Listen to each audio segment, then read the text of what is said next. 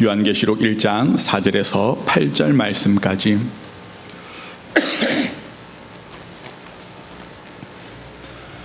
말씀을 제가 읽는 가운데 경건하게 받아주시기 바라겠습니다. 요한은 아시아에 있는 7 교회에 편지하노니 이제도 계시고 전에도 계셨고 장차 오실 이와 그의 보좌 앞에 있는 7 영과 또 충성된 정인으로 죽은 자들 가운데서 먼저 나시고 땅의 임금들의 머리가 되신 예수 그리스도로 말미암아 은혜와 평강이 너희에게 있기를 원하노라. 우리를 사랑하사 그의 피로 우리 죄에서 우리를 해방하시고 그의 아버지 하나님을 위하여 우리를 나라와 제사장으로 삼으신 그에게 영광과 능력이 세세토록 있기를 원하노라. 아멘. 볼지어다 그가 구름을 타고 오시리라. 각 사람의 눈이 그를 보겠고 그를 찌른 자들도 볼 것이요 땅에 있는 모든 족속이 그로 말미암아 애곡하리니 그러하리라. 아멘. 주 하나님이 이르시되 나는 알파와 오메가라. 어제도 있고 전에도 있었고 장차 올 자요 전능한 자라 하시더라. 아멘. 오늘 이 말씀으로 나는 알파와 오메가라는 제목으로 은혜 나누길 원합니다. 우리 좌우로 다시 한번 인사 나누실까요? 잘 오셨습니다. 사랑합니다. 축복합니다. 은혜 받으시기 바랍니다. 함께 말씀 은혜 축복해 주시기 바라겠습니다. 오늘 말씀 그동안 우리 사무엘상 했는데 잠깐 우리 예전에 요한계시록 7 교회 했던 것을 생각하면서 요한계시록으로 잠깐만 또 눈을 돌리도록 하겠습니다. 오늘 말씀 제목이 뭐라고요? 나는 알파와 오메가라. 보통 이 말을 어떤 관용어구로 많이 씁니까? 알파와 오메가다. 그러면은 처음과 마지막이다. 처음 시작과 끝이다 할 때 알파와 오메가다. 영어로 하면 뭡니까? 영어로 하면 A to Z. 죄송합니다. 발음이 A to Z. 제일 처음이고 마지막이다라는 뜻이죠.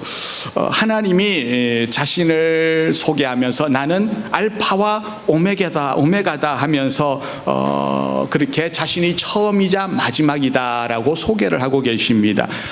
이 말 속에는 어떤 하나님의 참 중요한 속성이 들어가 있습니다. 하나님이 어떤 분이신지 이 두 단어 속에 굉장히 많이 함축이 되어 있는데, 알파라는 건 뭐라고 그랬어요? 뭐라고요? 알파는 시작이라는 말이잖아요. 알파 이전은 없는 겁니다. 내가 알파라는 말은 하나님 이전에는 아무것도 존재하지 않았다라는 말이죠. 하나님으로부터 모든 것이 시작이 되고 비롯이 되었다는 것을 얘기합니다. 그렇기 때문에 나는 알파라는 말은 하나님이 곧 누구시라는 겁니까? 이 세상에 누구예요? 창조주라는 것을 의미하고 있습니다. 그래서 하나님은 창조주 하나님이다라는 말을 다른 말로 하면 나는 알파다 하는 거죠. 우리가 사도신경 구역 예배할 때 고백하게 되는데 뭐라고 얘기합니까? 전능하사 천지를 만드신 하나님을 내가 믿사오며, 하나님이 창조주이신데 이 사실을 내가 믿습니다라는 믿음의 고백, 이게 굉장히 우리 신앙의 출발이 되는 것입니다. 우리가 믿는 하나님이 어떤 하나님이신가? 단순히 착한 사람한테는 복 주고 못된 짓 하는 사람한테는 벌을 주는 그런 하나님만이 아니라 우주 전체의 근본이 되시는, 뿌리가 되시는, 세상을 창조하신 하나님이라는 사실. 그래서 창조 이전에는 뭐가 있었을까요? 아무것도 없어요. 오로지 하나님만 존재하셨습니다. 태초에 하나님이 천지를 창조하셨다. 그러면 그 태초에 우주 이전에는, 시작 이전에는 뭐가 있었다는 겁니까? 아무것도 없는데 오직 하나님만 계셨다는 거죠. 그리고 우주가 끝이 나게 되면, 오메가가 되게 되면, 마지막이 되고 나면 그 마지막에는 뭐가 또 있을까요? 그 끝 너머에는 뭐가 있을까요? 우리는 우주의 시작 이전과 이후를 그 안에는 알 수 있을지 몰라도 바깥 세상은, 바깥 과정은 전혀 알지 못합니다. 인간은 시작의 이전과 마지막 끝 이후를 전혀 모르는 존재라는 것. 하나님만이 알파와 오메가이시고 시작과 끝이고 하나님만이 아신다는 겁니다. 그래서 하나님을 성경에서 자신을 소개할 때 하나님이 뭐라고 소개하시는가 하면은 나는 스스로 존재하는 자다. 스스로 존재하는 자. 내가 시작이다라는 것과 같은 말이죠. 그래서 우리는 하나님이 창조주 하나님이시다라는 사실을 고백하시기를 주의 이름으로 축원합니다. 우리가 그 포도를 가지고 포도 주스를 만들 수가 있잖아요. 어떻게 하면 만들 수 있습니까? 어떻게 하면 만들 수 있습니까? 그냥 꾹 눌러버리면 됩니다. 힘을 가해가지고, 물리적인 힘을 가해서 꽉 눌러버리면 포도 주스가 나옵니다. 어린 아이도 할 수가 있어요. 너무 쉬운 일이죠. 그런데 포도에서 포도주를 만드는 거는 어떻습니까? 그거 아무나 할 수 있습니까?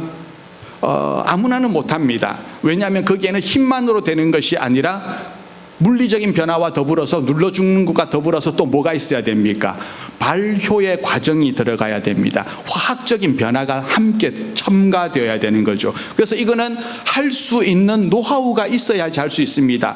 아무나 못하지만 그래도 할 수는 있죠. 특정한 사람, 기술이 있는 사람은 할 수 있습니다. 자, 그런데 그러면 여러분, 예수님이 물로 포도주를 만드셨잖아요. 물로 포도주 만든 건 어떨까요?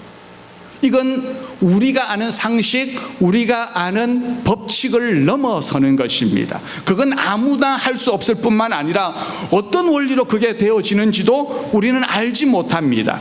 예수님이 물로 포도주 만드시면서 전혀 설명하지 않으셨죠. 내가 어떻게 만드는지 얘들아 아니, 이렇게 해서 만드는 거야, 설명하지 않으시고 그냥 하셨습니다. 하나님이 천지를 창조하실 적에 빛이 있으라 하고 말씀하시니 빛이 생겨났습니다. 빛이 어떻게 생겨났는지 그 원리를 말하지 않습니다. 들어도, 말씀하셔도 우리는 전혀 모릅니다. 알 수도 없습니다. 하나님은 만물의 시작 이전에 계신 분이시고 빛이 있으라 하시며 세상을 창조하신 이후부터 그로 인해서 물리적인 변화가 생기게 되는 것이고, 하나님이 만드신 것들이 이리저리 만나서 또 화학적인 변화가 생겨나게 되는 것이고, 그래서 모든 법칙이나 학문이나 자연의 원리가 이런 하나님의 창조 이전부터 생겨난 것입니다. 그 이전에는 아무것도 없었습니다. 하나님은 창조의 하나님이라는 사실, 사람을 가리켜서 어떤 인간이 되어야 된다고 합니까? 창조적인 인간이 되어야 된다라는 얘기를 많이 하죠. 창조적인 인간이라는 게 어떤 의미가 담겨 있습니까? 똑같은 것만 반복하는 그런 게 아니라 뭔가 참신한 아이디어를 가지고 새로운 것을 계속 연구하고 궁리하고 개발해내는 그런 사람을 창조적인 사람이라고 얘기하잖아요. 그래서 이 세상은 어떤 사람이 이끌어가고 발전을 시키는가? 이런 창조적인 사람이 많아야 되고 그들이 이끌어갈 때 세상은 점점 발전하게 되는 거죠. 그런데 인간이 창조적이라는 말은 맞을지 모르지만 인간이 창조를 했다 하는 건 아닙니다. 인간이 창조한 게 있습니까? 인간이 뭘 창조했습니까? 과학자들이 놀라운 것을 발견은 하지만 이게 모두 물리와 화학의 어떤 법칙 속에서 우주 안에 있는 존재하는 물질들을 통하여서 남들이 모르던 것을 새롭게 발견해내는 것들 뿐이죠. 스스로 창조한 건 아닙니다. 엄밀히 따지면 인간이 창조한 게 어디 있습니까? 이미 창조한 것을 새롭게 발견한 것뿐이고 하나님이 창조해 놓으신 것을 이용하는 것뿐입니다. 이것이 바로 인간이 가지고 있는 창조성의 한계입니다. 인간은 힘으로는, 능력으로는 스스로 창조할 수 있는 것은 없습니다. 왜냐하면 창조라는 것은 우리 인간의 영역이 아니라 오로지 하나님의 영역이기 때문입니다. 그래서 하나님께서 내가 알파다 오메가다라는 말은 내가 시작이라는 것이고, 그분으로 말미암아서 지상의 모든 것이 존재가 가능하다라는 것, 우리 역시도, 여러분 역시도 다 하나님의 창조 안에 있는 피조물인 줄 믿으시기를 바랍니다. 그렇기 때문에 우리가 누구를 제대로 알아야 되는가? 창조주 하나님을 제대로 알아야지 나의 본질을 제대로 깨우칠 수가 있습니다. 사람은 누구에게로부터 왔습니까? 바로 하나님께로부터 왔습니다. 천지 만물의 창조주 하나님이 저와 여러분을 하나님의 형상대로 지은 줄 믿으시기를 바랍니다. 그래서 우리 기독교는 사람의 출발이 어디서부터 시작이 된다고 합니까? 하나님으로부터, 말씀으로부터 시작된다 하는데 세상 사람들은 무슨 소리 하고 있냐? 사람의 출발은 어디서부터라고? 원숭이에게서부터. 그 원숭이의 출발은 뭐 더 넘어가서 단세포, 아메바 같은 세포로부터. 인간의 조상이 원숭이로부터 비롯되었다고, 세포로부터 시작되었다고 주장을 합니다. 인간이 원숭이에게서부터 시작되었다는 주장, 원시의 미생물 세포로부터 시작되었다라고 하는 것은 인간을 뭘로만 보고 있는 것입니까? 인간을 단순히 생물학적인 기능으로만, 존재로만 보고 있는 것입니다. 그래서 인간이 원숭이에게서부터, 세포에서부터 비롯되었기 때문에 여러분, 원숭이에게 무슨 존재의 의미가 있고 무슨 꿈이 있고 그들에게 무슨 삶의 가치가 있겠습니까? 우리가 원숭이에서부터 시작되었다고 하니까 마찬가지로 인간의 존재 목적도 없고 의미도 없어지게 되고 삶도 허무한 것으로 귀결이 되어버리고 마는 것입니다. 사람이 이처럼 단순히 생물학적인 존재로만 여기게 되면은 그럼 뭘 추구하게 되겠습니까? 그저 생물학적인 욕구만 추구합니다. 먹고 마시는 것, 이 세상에 사는 동안 즐기는 것, 뭐 죽음 이후 생각할 것도 없습니다. 지금 이 순간을 즐기고 그저 쾌락만 누리면서 살면 되는 거지. 뭐 훗날 뭐 후세 죽음 이후에 생각할 게 뭐가 있어? 그러다 보니까 결국 술로 빠져들고 약물에 취하게 되고 음란으로 빠지게 되고 하는 거죠. 우리가 인간의 후손이, 인간이 자꾸 원숭이의 후손이라고 하는 생물학적인 부분만 생각을 하게 되면 인간은 진정한 의미도 목적도 찾을 수 없고 그저 눈에 보이는 것만 추구하는 삶을 살게 된다는 겁니다.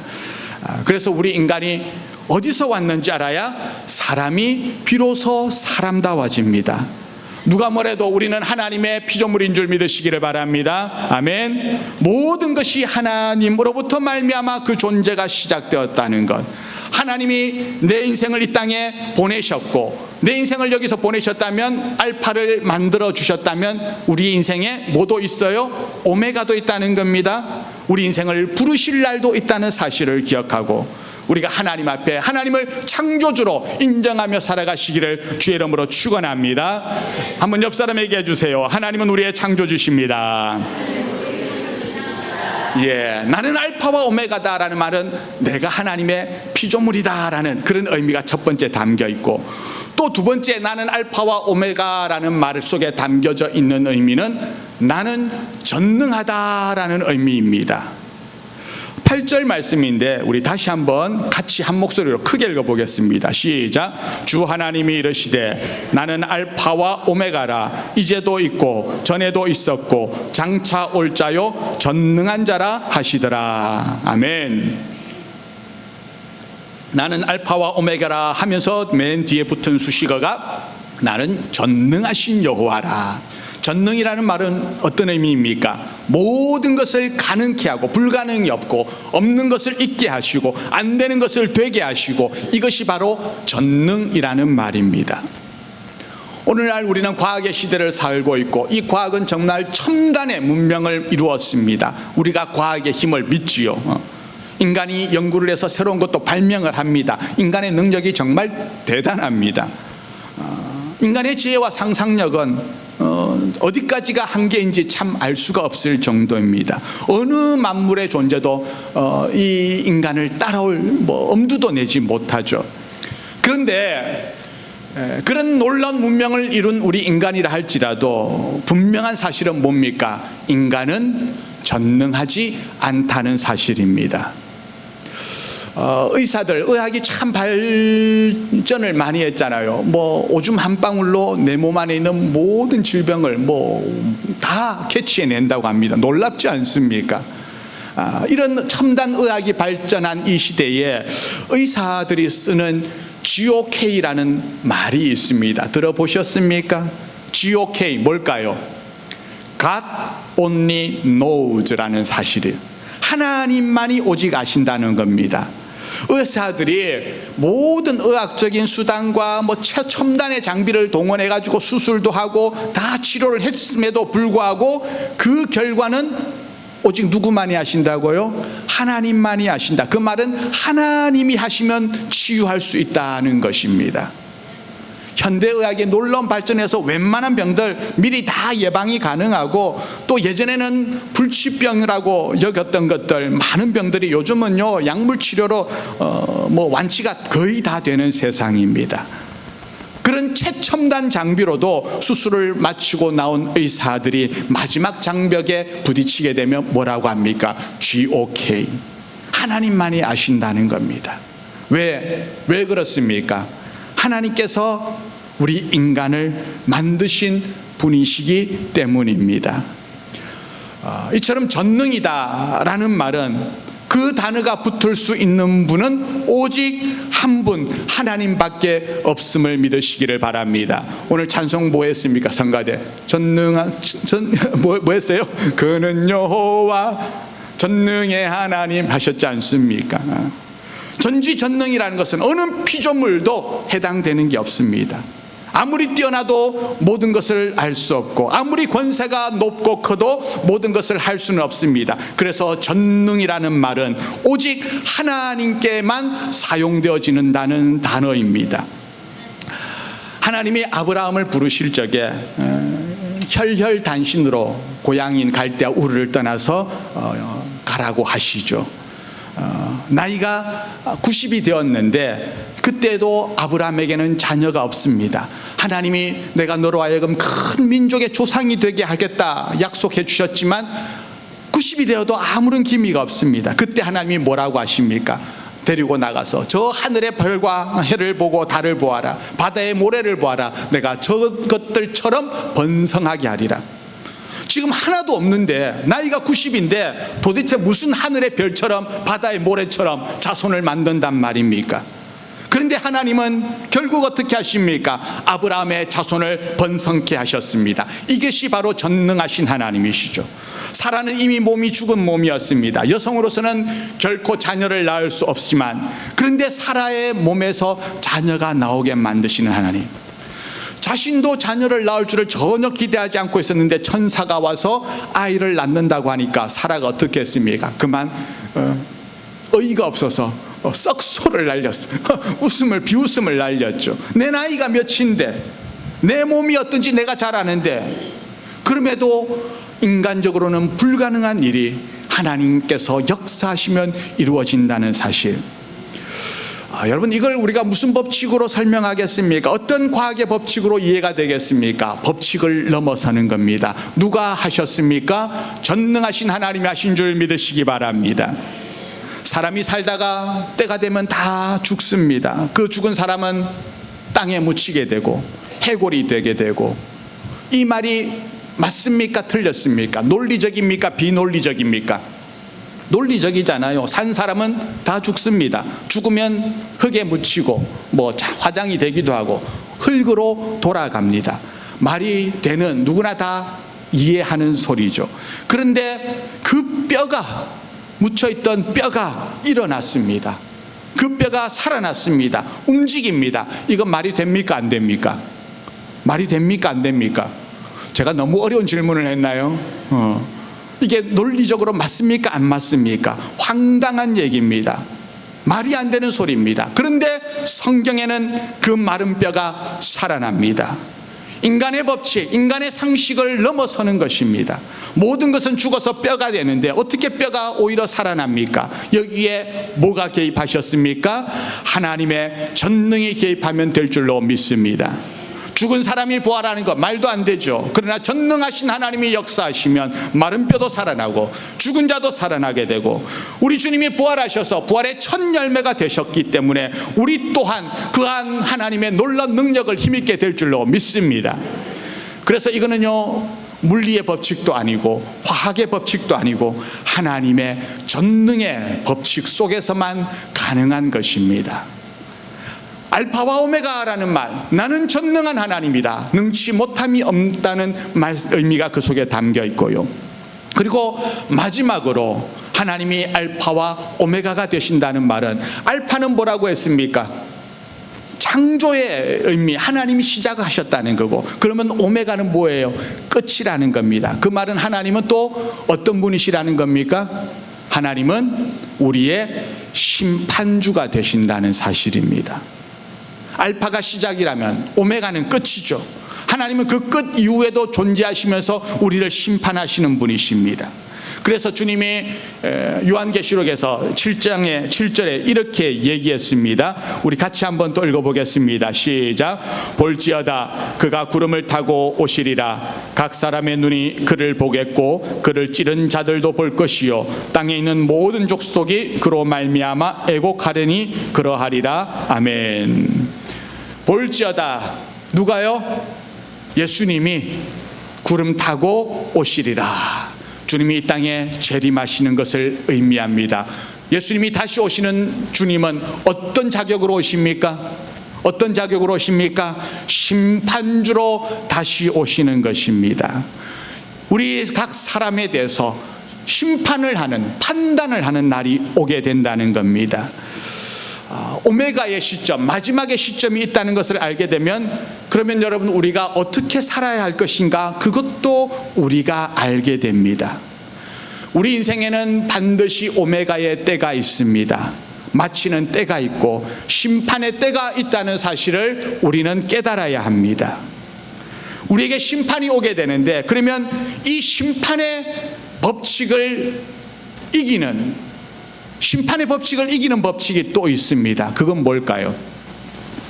무슨 법칙이 심판의 법칙을 이기겠습니까? 심판이라는 건 뭡니까? 우리의 삶에 따라서 우리의 공과에 따라서 재판을 하고 판결을 내린다는 말이잖아요.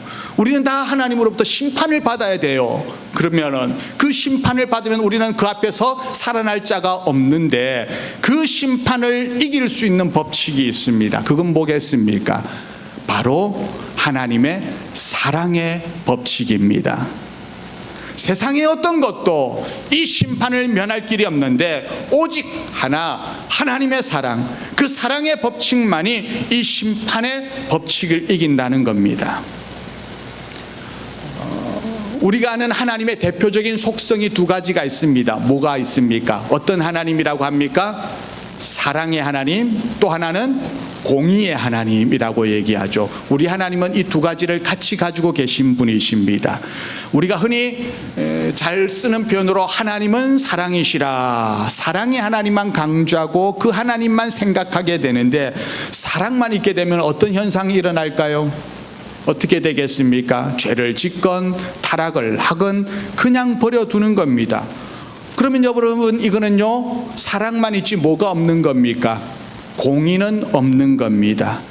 그런데 우리 하나님은 공의의 하나님이시기도 합니다. 공의가 없으면 안 되죠. 그래서 그 공의의 하나님께서 이 땅에 예수 그리스도를 보내어 주셔서 인간의 죄를 대신하여서 십자가를 지게 하신 것, 이것이 바로 공의의 하나님의 속성이고 또한 사랑의 하나님의 속성이 다 담겨져 있는 겁니다. 공의만 있고 사랑이 없게 되면 그건 어떻게 되겠습니까? 그건 율법이 되어버리고 맙니다. 아무도 공의로서 완전해져서 구원을 얻을 수는 없습니다. 그래서 하나님은 사랑과 공의를 둘 다 가지고 계시죠. 반드시 둘 다 필요합니다. 그런데 하나님은 사랑이시라, 이 말은 우리가 많이 듣고 강조하는데 하나님은 공의시라, 이런 말은 또 잘 하지 않잖아요. 왜 공의 하나님을 잘 얘기하지 않습니까? 공의 하나님이 아니기 때문입니까? 아닙니다. 분명히 공의 하나님입니다.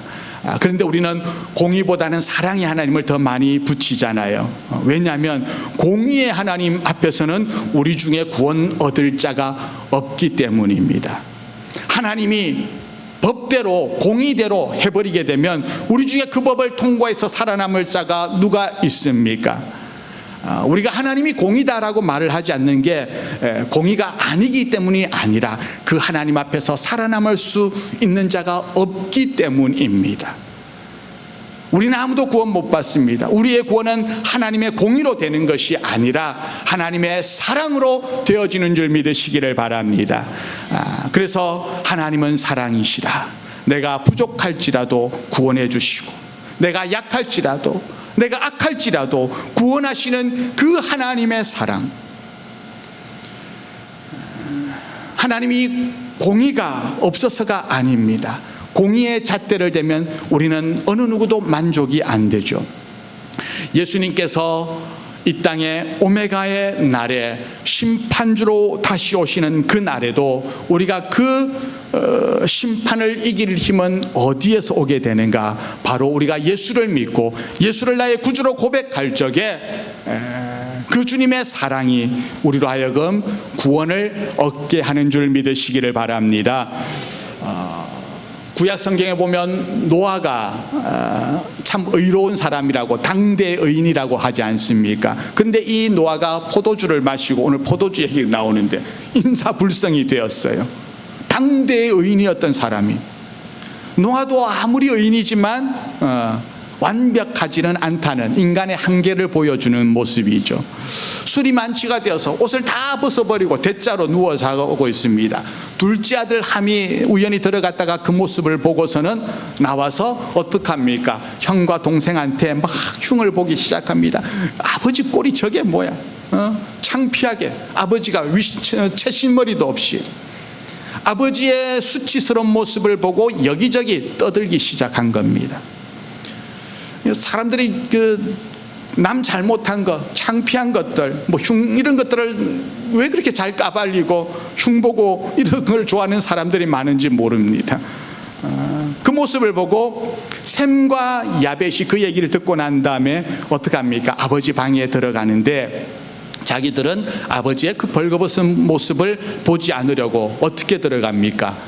뒷걸음질 쳐서 들어가서 옷을 아버지의 몸에다 덮어주게 됩니다. 노아가 나중에 깨서 그 사실을 알게 되죠. 어떻게 합니까? 함을 저주하고 셈과 야벳은 복을 주게 됩니다. 우리가 이 원리를 알아야 됩니다. 창조를 하나님만이 하실 수 있는 것처럼 마찬가지로 심판도 누구만이 하실 수 있다? 누구만이 하실 수 있어요? 하나님만이 하실 수가 있다는 겁니다.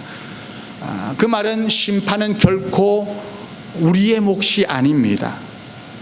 그런데 인간이 함처럼 심판의 자리에 올라가 가지고 사람을 심판하려고 하는 거죠.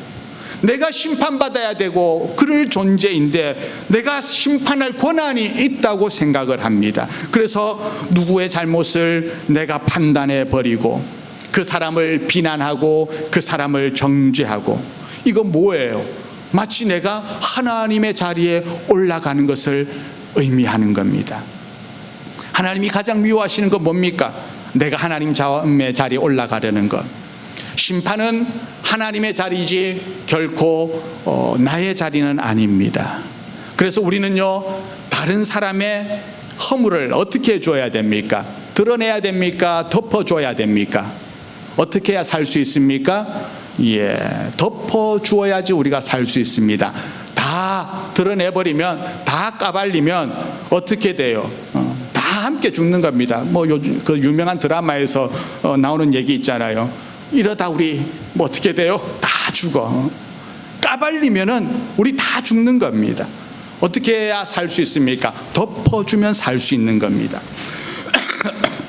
그래서 성경 말씀이 사랑은 뭘 덮느니라 했습니까? 허다한 허물을 덮느니라 라고 얘기하고 있습니다. 덮어주는 겁니다. 예수 안에 구원도 그러지 않습니까? 예수님이 우리에 대해서 우리 죄를 몰라서 그러십니까? 아닙니다. 다 알고 계십니다. 전능하신 하나님이신데 그 예수님이, 그 주님이 우리의 모습을 다 까발리면은 여러분 어떻게 되겠습니까? 지금까지 여러분 살아온 과거를 주님이 이 자리에서 다 까발리면은 우리 함께 여기서 얼굴 보면서 예배 드릴 수 있을까요? 못합니다. 제가 여기서 제 과거 다 까발리면은요, 여러분 여기 앉아 있을 분 아무도 없을 겁니다. 아마 저는 창피해서 저기 한국으로 피난을 갔을 거예요. 주님은 우리에 대해서, 여러분에 대해서 다 아십니다. 모르는 게 없습니다. 시간과 공간을 초월해서 모든 것을 다 알고 계십니다. 그런 분이 덮으셨어요. 뭘 덮으셨습니까? 내 죄를 보혈로 덮어주셨다는 사실을 믿으시기를 바랍니다. 아멘. 그래서 바로 예수 그리스도, 우리에게 예수가 필요한 것, 우리가 예수를 따라간다는 것은 바로 우리로 하여금 예수의 보혈로 날마다 덮임을 받고, 또 내가 예수님만 따라가게 되면은 우리는 결코 심판자의 자리에 앉는 것이 아니라 예수님의 그 모습을 닮아서 덮어주는 자로 그 자리로